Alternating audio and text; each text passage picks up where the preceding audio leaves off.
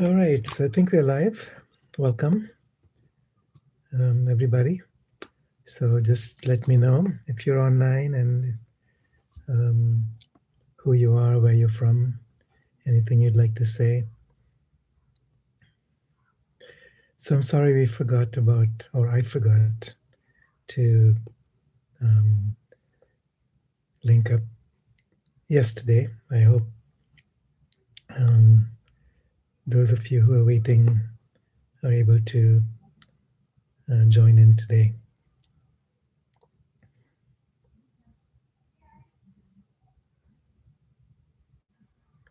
So I'm going to wait a couple minutes before we start.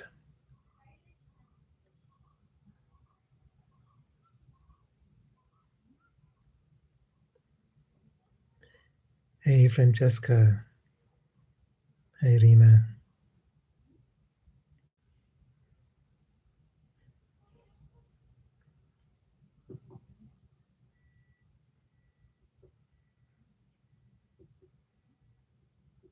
Alina. Good morning.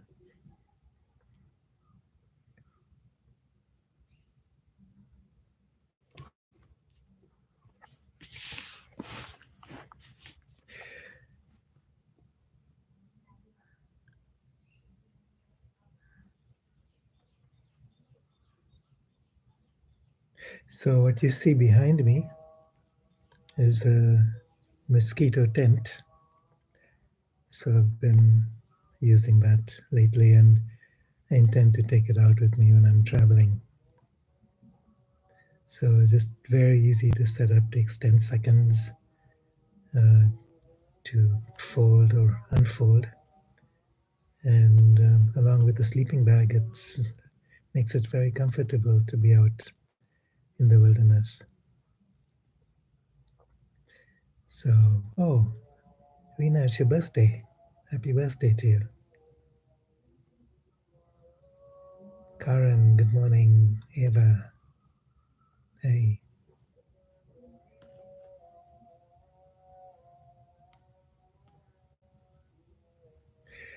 Okay, so let's begin. So the theme for today that came was quantum reality. So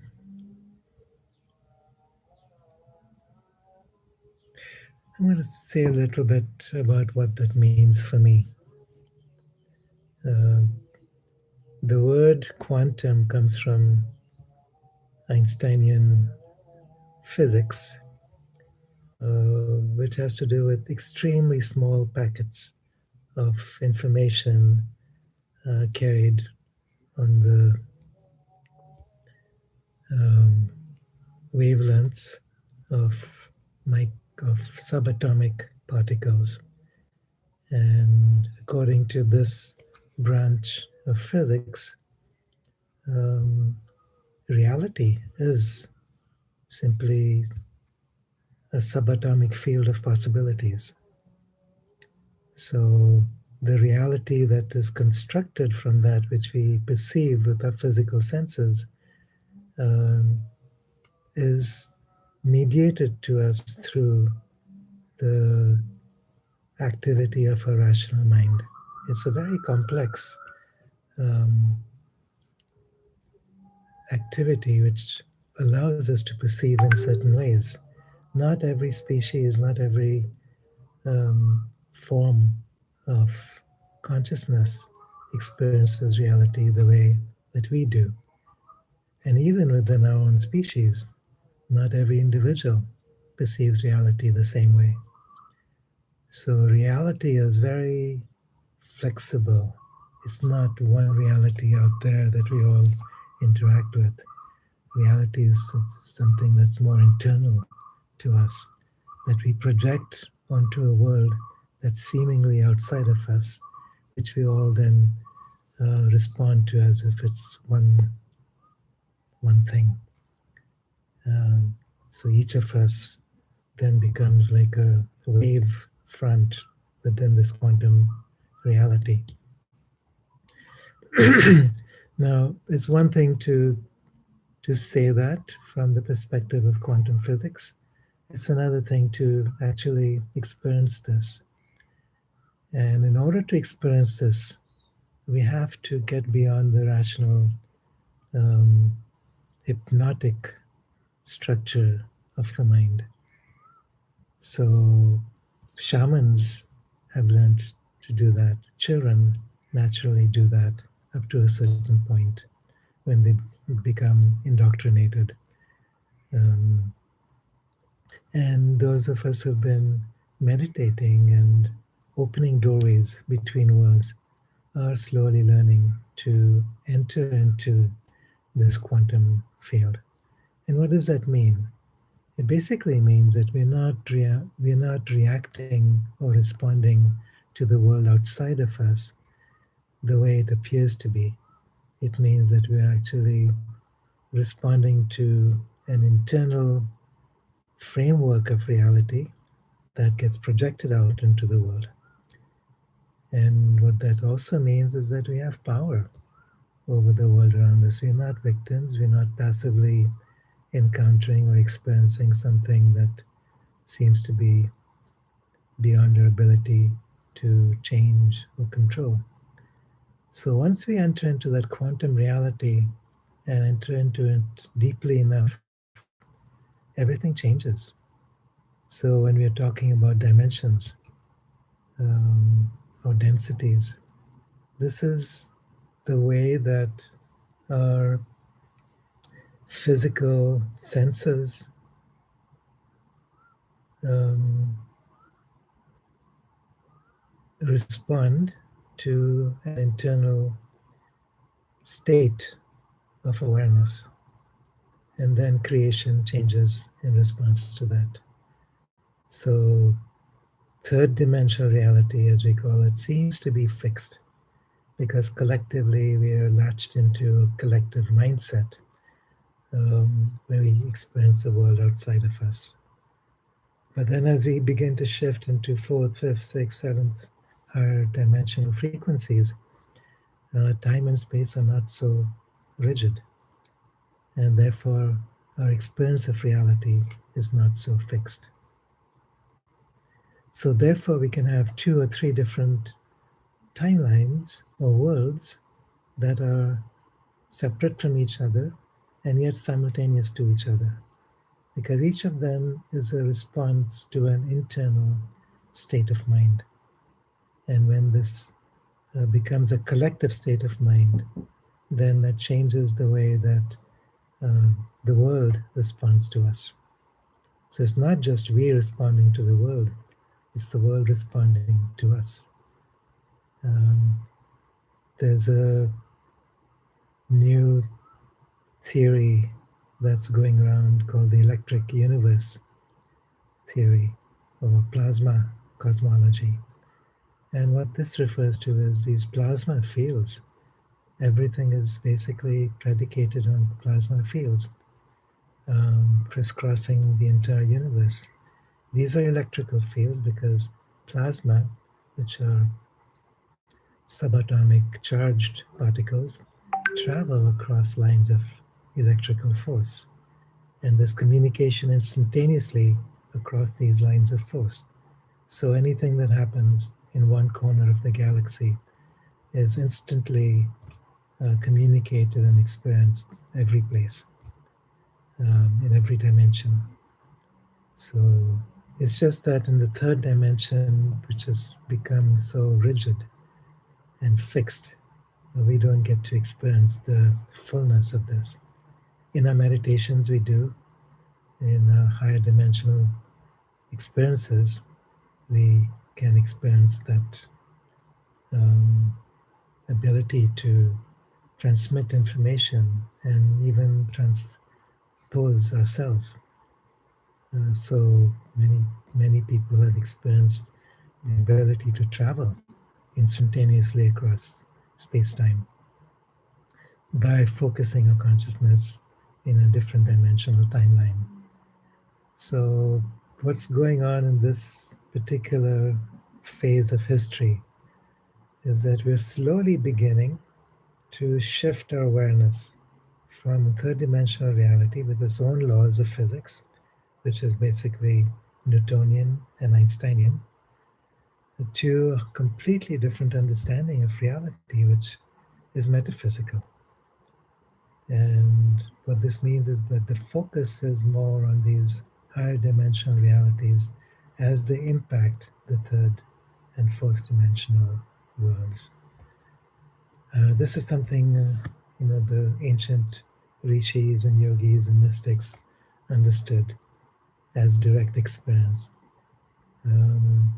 Unfortunately, in our modern civilized worldview, we've become accustomed to a certain very limited perception of reality that's based on um, electrical frequencies that trap us in certain ways. So when we talk about electrosmog, when we talk about 50 or 60 hertz of alternating current that powers our supply of electricity around the world, when we talk about mobile phones and wireless technologies and microwave technologies, what all this has been doing through time is limiting our subtle nervous system into a particular framework which operates according to Newtonian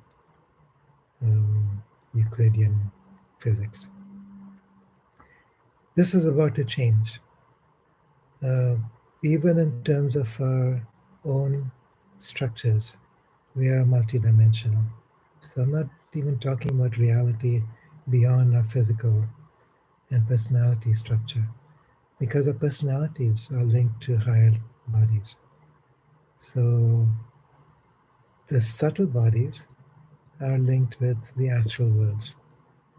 And often what happens is that reality first experiences and imprints itself within these astral worlds, and then later enters into the physical world. So, what I perceive now is that there are many realities, many timelines that have already become operational in these astral worlds,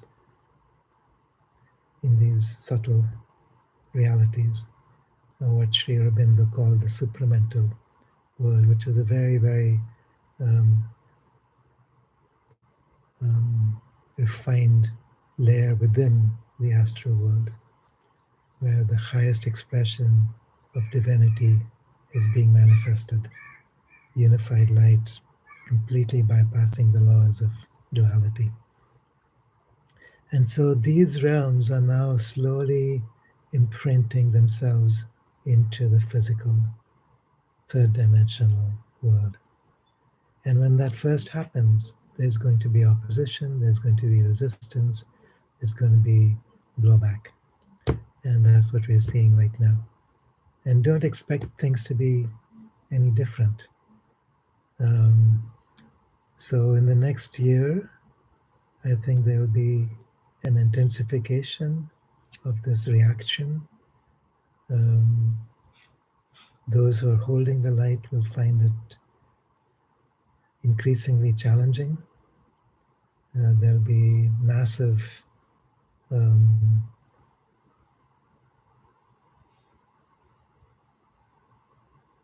challenges to our physical integrity to be able to maintain our physical bodies, to be able to hold a unified state of presence. Because what we're going to experience is a massive reaction to this light, what Sri Aurobindo called the supramental catastrophe. It's not so much in terms of physical earth changes, but in terms of psychic reaction to this unified light. We're already seeing this, in this last year, the COVID crisis, which many refer to as a pandemic, and then the vaccines that came, which um, many claim are not so much the cure, but the cause of the next um, pandemic. So it could be that those who have subjected themselves to those frequencies will find it even more difficult to hold that divine presence because it somehow works with our DNA to fracture and to isolate our connections with divine source.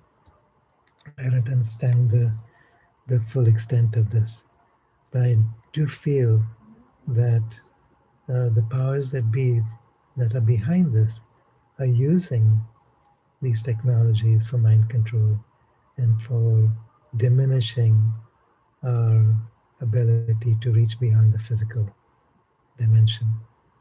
Doesn't mean that we cannot, because all these dimensions are dimensions of light. It's just that the frequency of light um, may be different.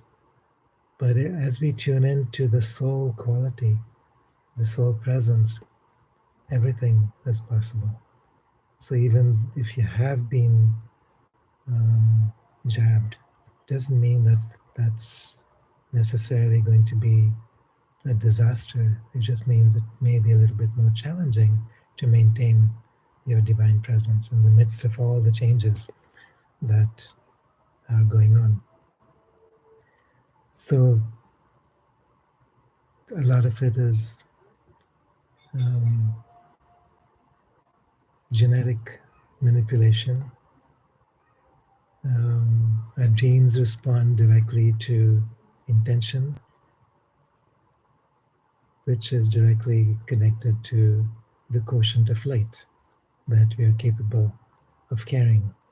If we are linked up through all the different subtle bodies and they are working together, we can manifest instantly that which is seeking to come through. So, who we are is divine presence, who we are is infinite consciousness. And that mediates itself through different levels, through different bodies, through different personality structures into these human forms. And as we learn to become more multidimensional within human form, we have access to these aspects of light which are more and more unified, more and more refined in nature. And this is ultimately what's creating changes on this earth. This is what's creating the metamorphosis that Gaia has chosen for this time. So we are part of Gaia's nervous system. If you look at our own bodies, um, the bones, the muscles, the form, the structure is linked with the mineral kingdom of the earth. The nerve currents, the spine, the sushumna, the ida, the pingala, the nadis, these are linked with the plant kingdom. So within the plant kingdom, there's communication from one plant to another, no matter how far away they are physically from each other. It's through mycelium in the roots, and it's through a whole complex web system, just like we experience in that movie Avatar in Pandora. The different animals and other species that are um, moving across the earth and the oceans, these represent the different organs and centers through which we organize information and communicate with worlds outside of our own. So we are a reflection of Gaia. Our bodies are holographically connected with Gaia. And that's what quantum reality is about, is the experience of this holographic connection. In the Hindu scriptures, there's a metaphor called Indra's net. And what they say basically is that um, the universe is, it's like a net of pearls where each pearl is linked with every other pearl. Each pearl reflects every pearl, and each pearl is every pearl. So it's incomprehensible when you're trying to understand this from a rational level of mind. But when you experience this from multidimensional um, workings of direct experience of source, it all comes together. And so we understand that this human form is a holographic reflection of an entire planet. A planet is a holographic reflection of the entire solar system. The solar system is holographically linked to our Milky Way galaxy, which is linked across networks of intergalactic space to include the entire universe. That's quantum reality. It means that whatever you're experiencing in one tiny corner of the universe can be experienced everywhere by everyone.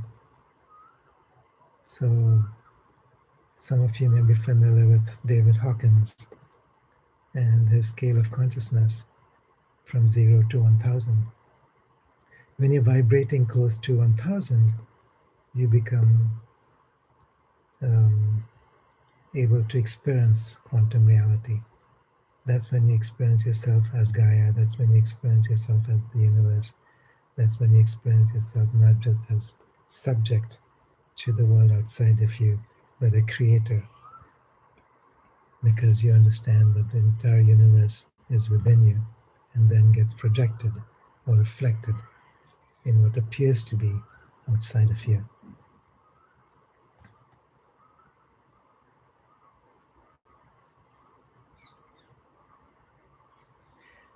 Lisa says, I've been traveling through the lower astral in dreams.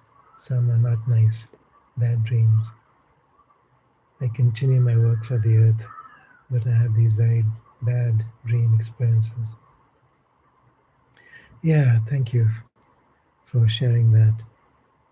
This is all part of the work.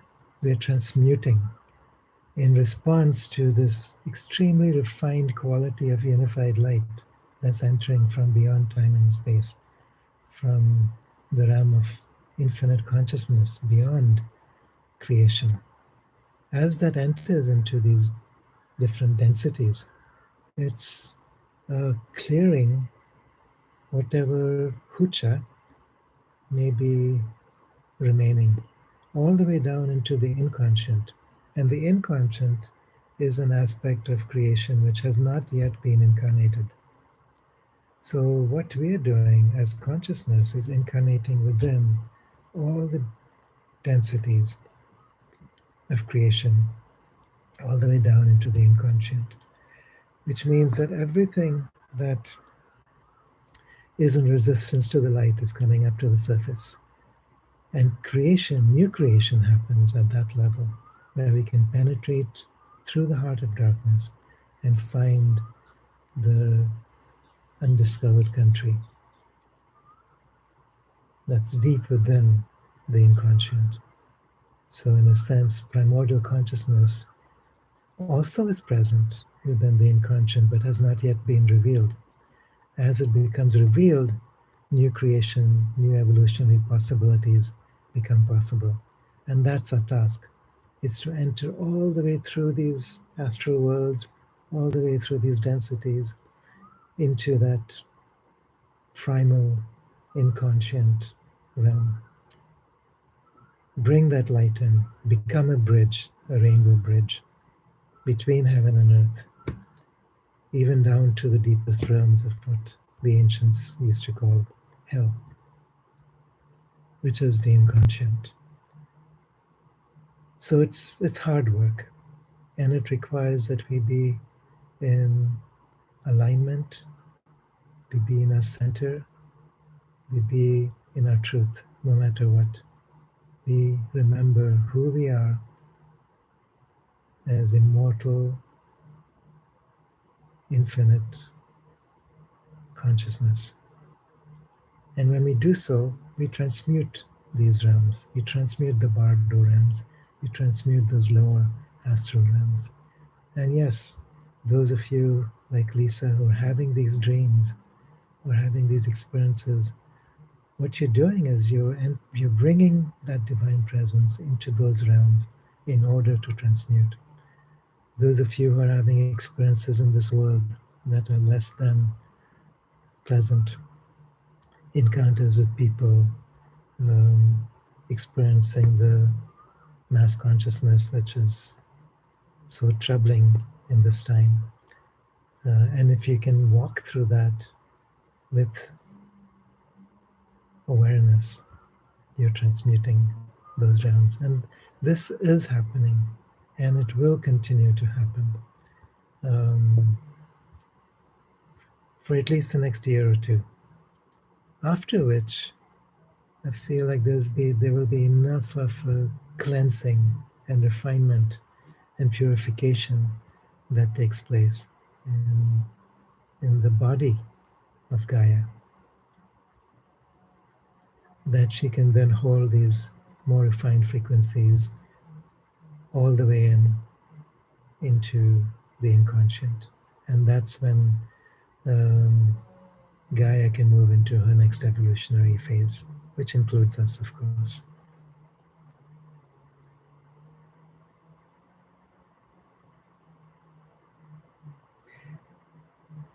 Ayana, hi Mickey, Jaylan. So Mickey's making a statement: great gratitude for joining live. Your connection to Gaia helps me to embody her as myself.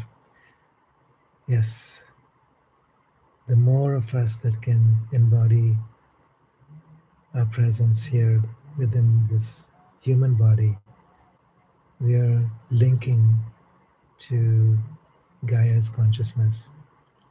And this is holographic in nature, it's quantum reality, which means that we become Gaia. We carry all the species of life within our own structures, and therefore have the ability to affect the collective field around us. Jaylan says, hello, Kiara, the divine light shines all over. I want to acknowledge Jaylan for being with me the very first time in Turkey when the Lahinur frequency came through. So there were about 5 of us in this group, and we first linked up with this Lahinur light. Ilahi Nur basically means unified light. Nur is light beyond the duality of dark and light. It's that supramental force, that galactic wave that's now entering into the heart of matter. It's entering deep into the inconscient, transmuting and transforming this third dimensional reality. So thank you, Jaylan, for being part of that experience. It was so rich, so profound, so beautiful. And it's really, changed my life. And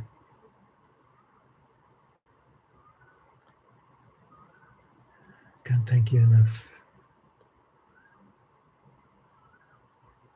for participating in that with me. Sean, good morning all in light and love. Hi, Evie, Isaac. And then Lisa says, thank you. I've been walking through the dark lately.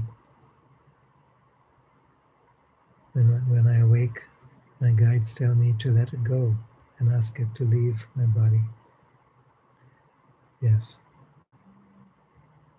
So when you're identifying on a personal level with a personal self, then it's like, yes, we need help. And we can ask our guides, our angels, higher aspects of being to support us, to assist us. When we merge our personal self with the infinite, we experience all of that as part of the one self. And then the very idea of darkness vanishes. And our experience of any kind of resistance or density or hucha also simultaneously gets released. So this is our ultimate goal, and the only way to get through it is consciously walking through darkness without the need to judge or resist so much. We recognize that there is light in all things, in all dimensions, and that I am. That is who I am. And then that presence of that divine light, Ilahi Nur, begins to radiate out, even without our conscious awareness. It changes reality. So it changes reality in the astral worlds, in the physical worlds, in all the dimensions of experience.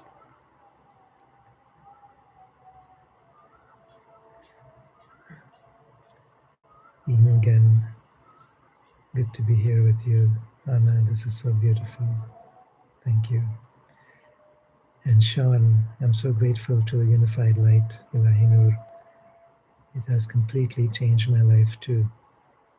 I'm incredibly grateful to you, Kiara, for your endless kindness and love. Likewise to you, my brother. For those of you who may not be aware, there's a book called Ilahi Nur, Awakening something. I forget the name of it. And Sean was one of the contributors to this. So he has an entire chapter in the book based on his own experiences with the forces behind Ilahi Nur, his own angels, and practices that came through from them.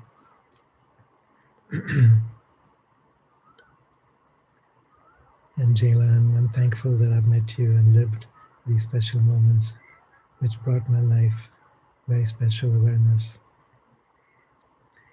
Yeah. Layla was another one in our group.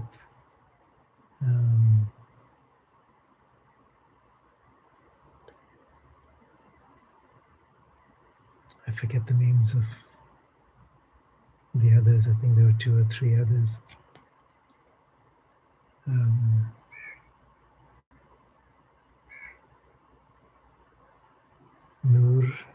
Noor, and then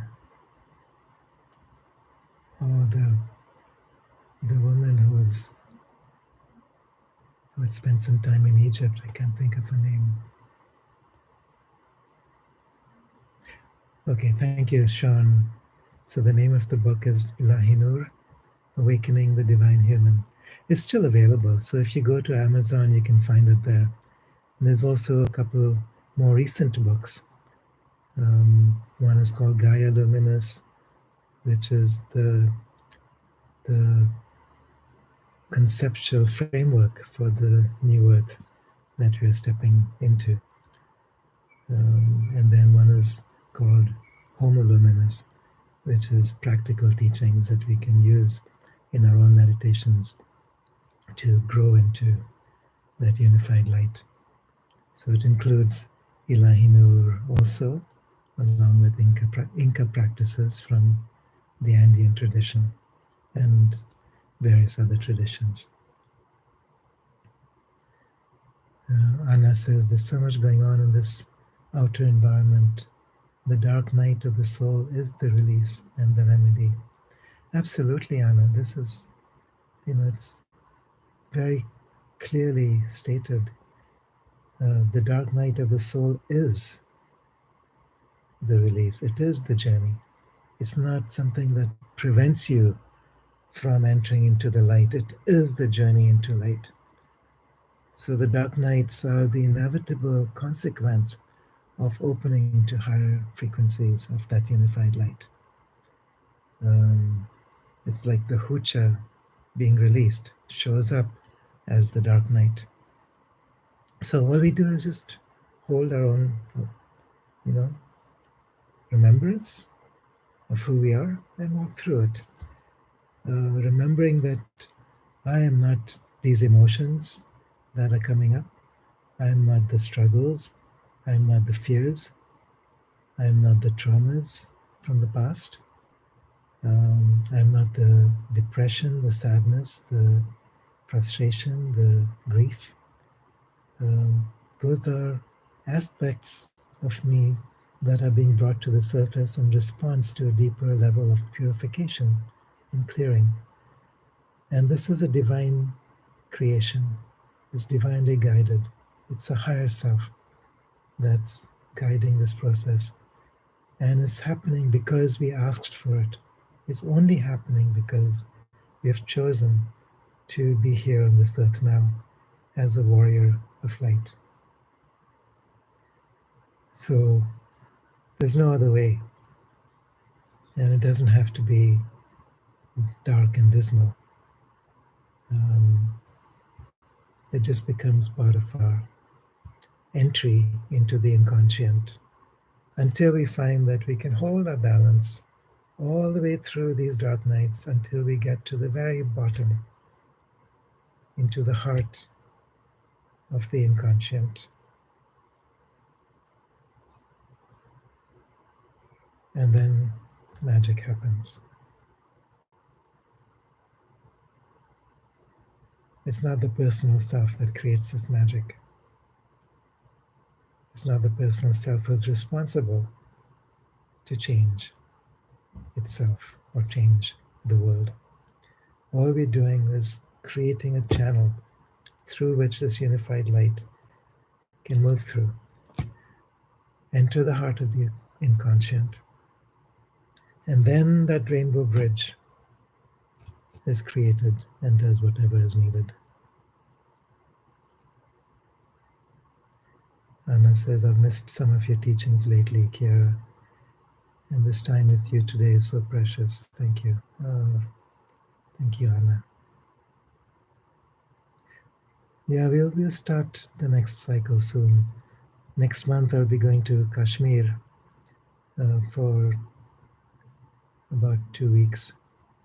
And I'm hoping this will be a time to enter more deeply into the higher vibrational fields that have been held in that part of the world for so long in the Himalayan ranges. And after that feels like will be the right time for the next cycle of working together. So Sheena says, the soul is a healthy body by its nature. Is it always healthy? Or is it exposed to diseases? Which ones eventually? Yeah, it's a very good question. So the first thing you're saying there, the soul is a body. And this is very true in a way that people don't often realize. By body, I mean a vehicle, a clothing. So there's different dimensional qualities to each of these coverings. The Hindus talk about 5 sheets, the koshas. So there's the physical body, which is known as the food body, Annamaya kosha.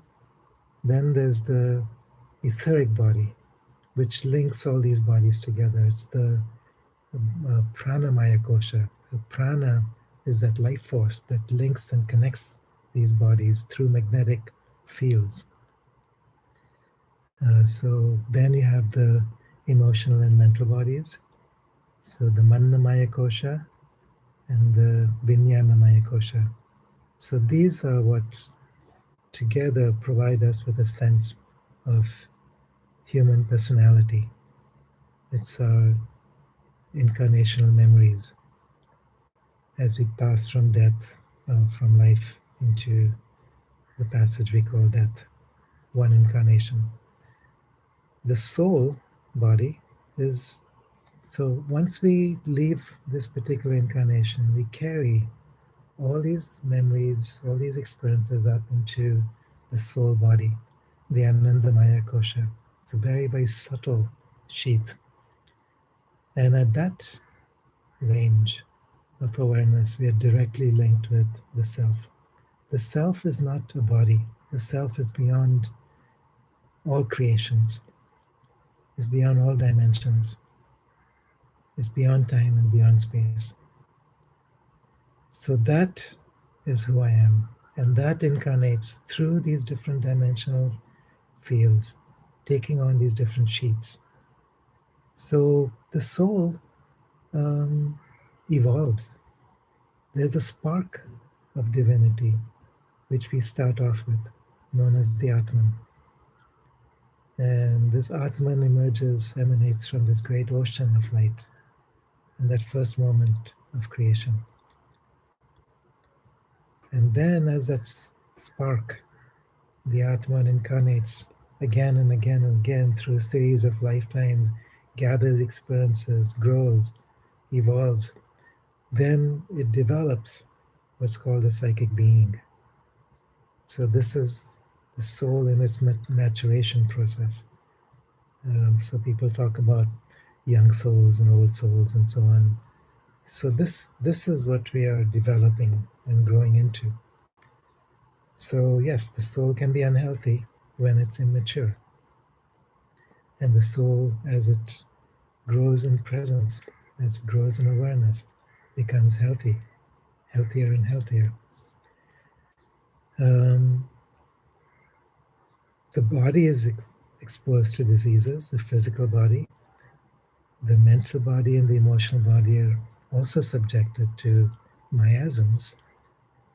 So, depressions, emotional traumas, they're locked within these bodies, just as physical illnesses are locked within the physical body. And then there are vasanas, which are locked in the soul body, which are like tendencies, karmic tendencies, which we come in to clear through a series of lifetimes. And our journey is to begin to clear these tendencies so we can be more and more integrated, more and more connected through all these dimensions, so that the soul can be incarnate within the physical and personality structures to the fullest extent possible. That soul presence is unmistakable. It's the radiance that ripples out across the earth. And that's what the scale of consciousness is based on. So if we have more of that soul awareness, we'll be further along that scale of consciousness. So as we evolve as a soul, and the personality may not even be aware of this. So sometimes the personality structures and the soul body are not in communication with each other. And so we may not have the full awareness of who we are as a being, as a soul, or as a self. And yet, we live in openness and awareness striving to be as connected as possible, as loving and compassionate as we can. And many people are in that situation. An initiate is one who is consciously stepping into this cauldron of life with the intention to embody the self. And there's help available. There's help from many masters in many different dimensional universes, working with us in our dreams, working with us through our prayers, with our intentions, with our creative acts of service. So that's what we're also going through as a soul. We're going through different levels of initiation through which we become more and more embodied here on this earth.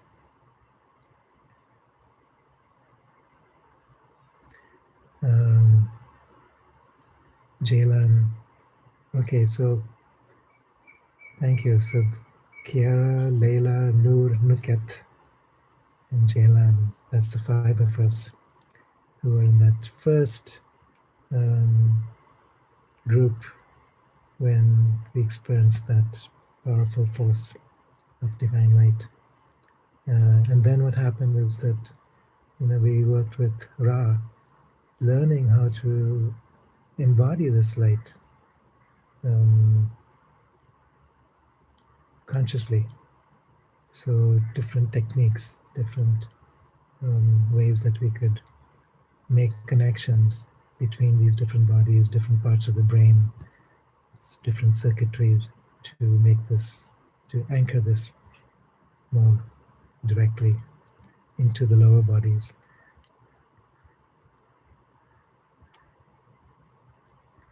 Yeah, thanks again, dear Jaylan, Leila, Noor, Nuket.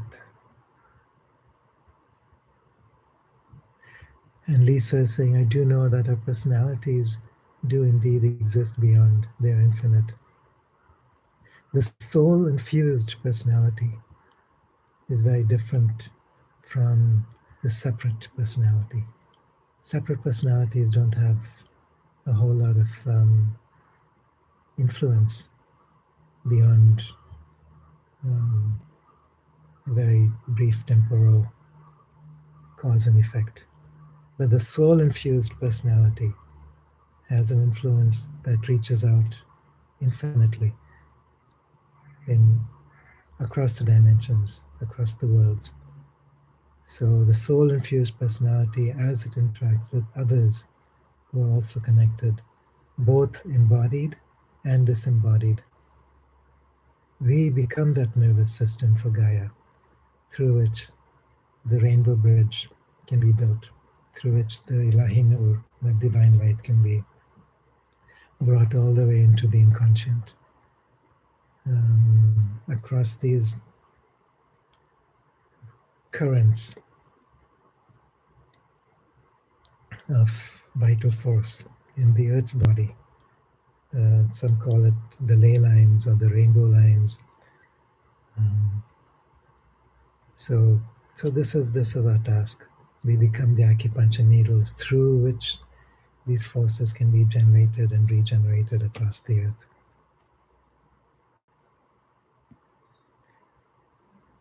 Our past lives live on in a way. Yeah. Yeah, past, when we're in a certain modality, when we go beyond the personal self, even the idea of a past is no longer so rigid. So we can't even talk about past lives. Everything is simultaneous, everything is coexistent. So from a level of the Anandamaya Kosha, the mature soul, we are not in third, fourth dimensional worlds where time and space are fixed and rigid and separate. We are in higher dimensional realities where time and space function differently. When we're instantly capable of traveling elsewhere. and across time and space, taking physical bodies along. So physical bodies have nothing to do with dimensions. You can be in a physical body and operate in fifth, sixth, seventh, higher dimensions. It just is a process of soul embodiment. The more we are in soul union, the more we have access to higher dimensions while remaining fully present, conscious, and present in what we call third dimension or third density. So, an enlightened being or an avatar is one who can be incarnate while remaining in a seventh dimensional consciousness or higher. And what we are doing now is bringing supramental fields of light from even beyond our ideas of dimensions, our ideas of creation. So beyond, some talk about 13 dimensions in the universe. Okay, fine, these are all systems and I'm not attached to one system. But beyond that, there's that unified light. And what we are doing now is incarnating that quality, that dimension, that refinement of light through all these dimensions in between, through these very physical bodies, into the heart of the earth, into the body of the earth, into the soul of Gaia. And that's how we are supporting Gaia in her journey. It's not our human journey at all. We are part of Gaia and her evolution. We are her nervous system. That's the state where the personal self no longer has dominion. That's where we've disappeared into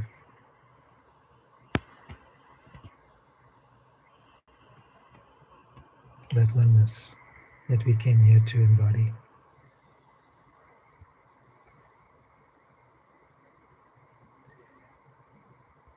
So, Rena, this is such an enriching talk. Thank you, Kira.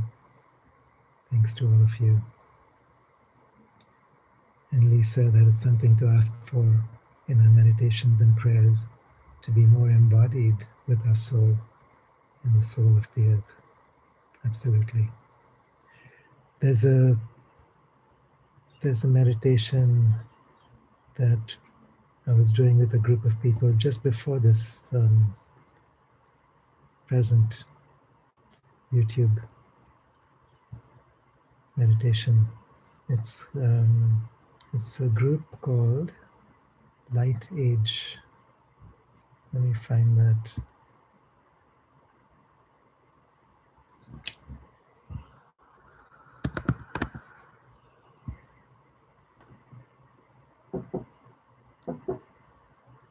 Yeah, lightagemasters.com.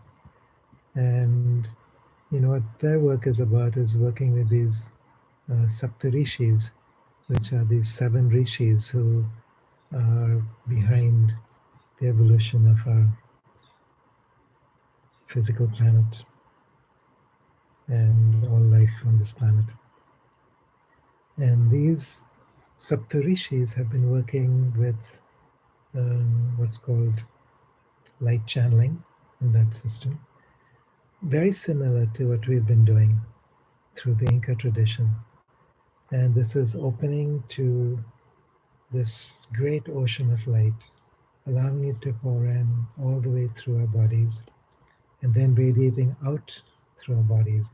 So once it penetrates into the cells of our physical body and energetic body, mental and emotional body, from there then begins to radiate out across the world. I find that the Inca practices take me to an ability to maintain this very easily. Because one thing about the Inca practices is the recognition that everything is reciprocal. So you're opening the window. So first you're building the bubble of light, or you're recognizing, experiencing this connectedness between the physical, subtle, emotional, and mental bodies, extending out about 6 feet around. Then you're opening this window above, and instantly the light pours in. This is the divine light, the universal light, the galactic light, the Ilahi Nur, the supramental descent. It pours in. It pours down through the bubble, through this four-body structure, into the earth, all the way to the center of the planet. And then we don't have to force this to happen, because once that connection is made with intention, so as soon as you open that window, the intention is there, the light pours in, it goes down to the center of the earth, into the causal body of the earth, and or the soul of the earth. And from there, there's a response, a direct and immediate, spontaneous response. And then you have the magnetic force of light coming up, same way as it came down, up through these four bodies, up through that window, up to the sky, penetrating every cell within the physical body, through the pranic nadis, into our emotional and mental structures, into our personality systems, into all the different layers and levels of the mind, all the way into the cellular mind, into our DNA.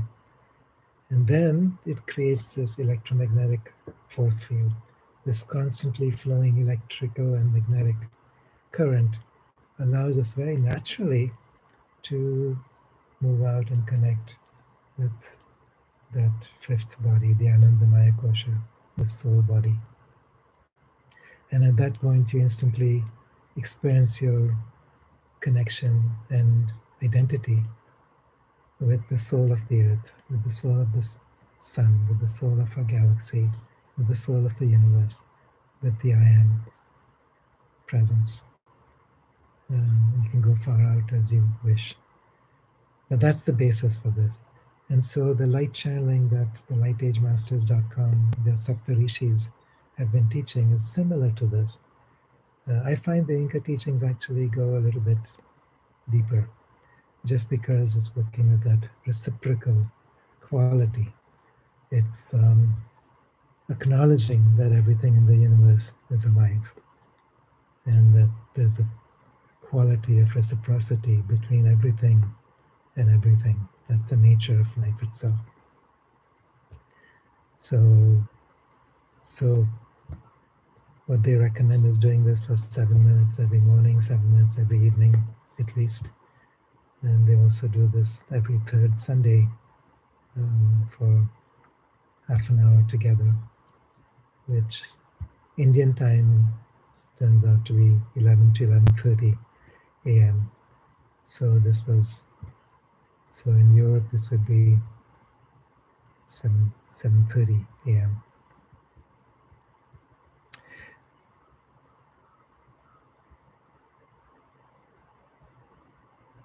Francesca, thank you, Chiara, and other lovely light sisters and brothers gathered here and now. And then Sean says, I've been incorporating the Inca meditation as part of my daily routine. I found it on your website, and I think you have something similar in your Ilahi Nur book, the Holographic Merkaba. Yeah, it's very similar to the Holographic Merkaba. You know, Sean, I just so much appreciate your ability to just tune in to all these practices just directly. You know, we've never done this together in person, but you just get it and you take it so much deeper. So I really, honor that, and appreciate the time we spent together also in South Africa, and hope there'll be another such moment soon. Will you share the name of the meditation group, please? Yeah, let me write this down. lightagemasters.com. There's several books that can be downloaded also for free, and there's a lot more information about who these beings are and what they're here to support us with, and what we're here to support them with. Okay, so we didn't do a meditation, which I feel more and more that it's the perspective that's more important. Yes, we can take time to be in silence and do the actual meditations, and that's very important also. Um, but these perspectives, without these perspectives, those meditations are incomplete. In the next cycle of webinars, we'll be doing both. So Francesca and Rena and Hatsi, many of you were in my, or Karen, Anna, um, were in my webinar group for this past cycle, so since about a year ago.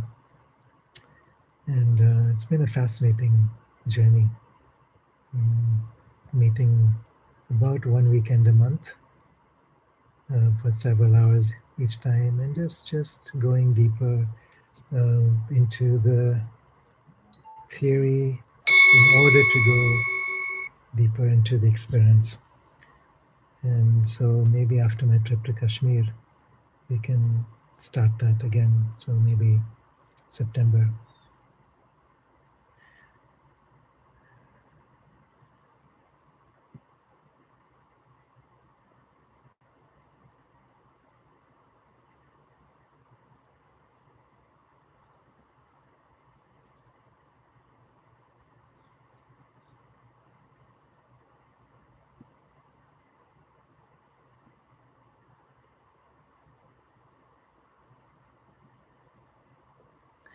Lisa says, thank you all. We're all assets to our dear mother, the earth. The more light and soul we embody, the more light she embodies.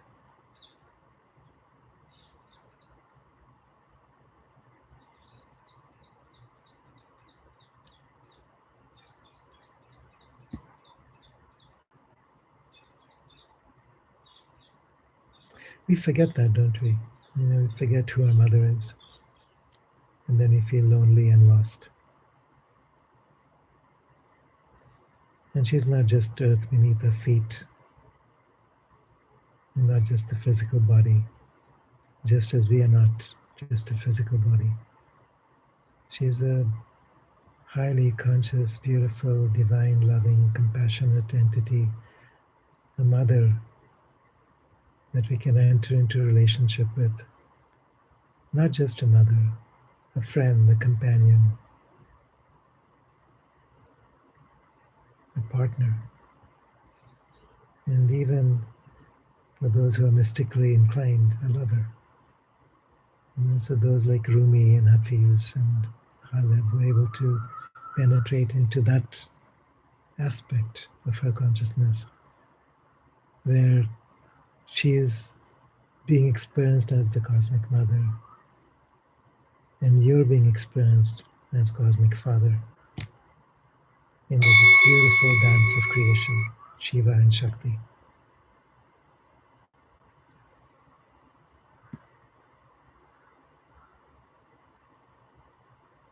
Imugen says, it's so good to know I'm serving Gaia just by being here.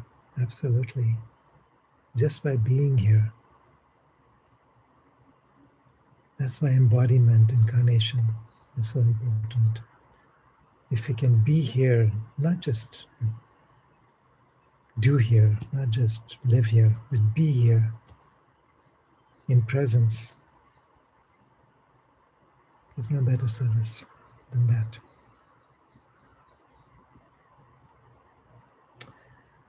Isaac, keep shining always. Yes, indeed. Hi, Linda. All right, so let's keep shining.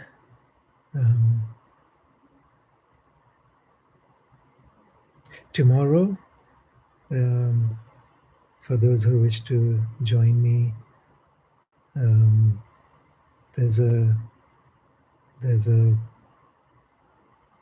some kind of a seminar I'll be doing. Let me find that link. I posted this on my Facebook page, but let me find that link.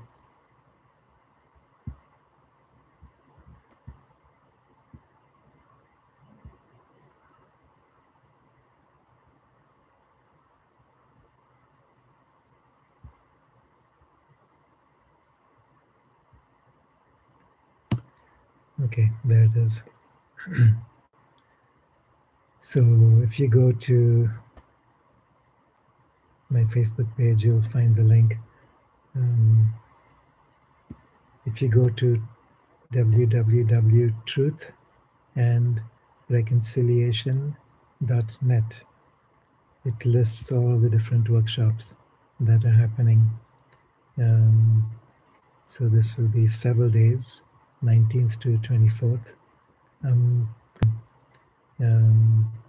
So this will be several days, 19th to 24th. It will be on the 19th at 8 p.m. Indian time, 10:30 a.m. Eastern time, 4:30 p.m. Central European time. So I suppose that would be 5:30 Turkish and Cypriot time, or 3:30 p.m. Greenwich time. So yeah, please register for this, and then they'll send you the Zoom link. So hope to see many of you then. So the theme will be Ilahi Nur and supramental descent. So very similar to what we've been doing here today, but we'll have a little bit more time to actually go into meditation and deeper silence. Deeper silence.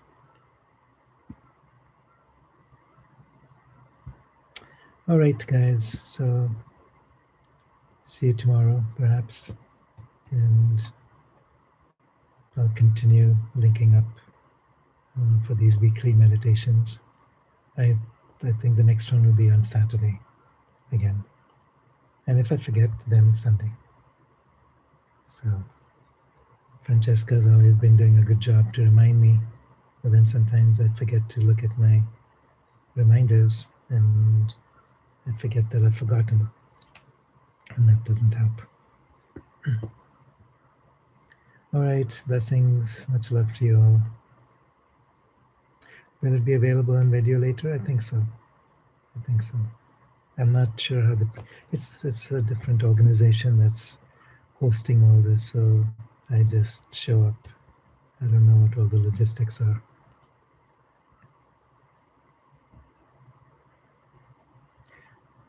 And also I want to announce that the Age of Pandora podcasts have temporarily come to an end. I need to look for an alternative platform which is non-censorable, not YouTube. So once I find that, then I'll start that up again, and I'll probably do this by myself this time. So maybe also in September.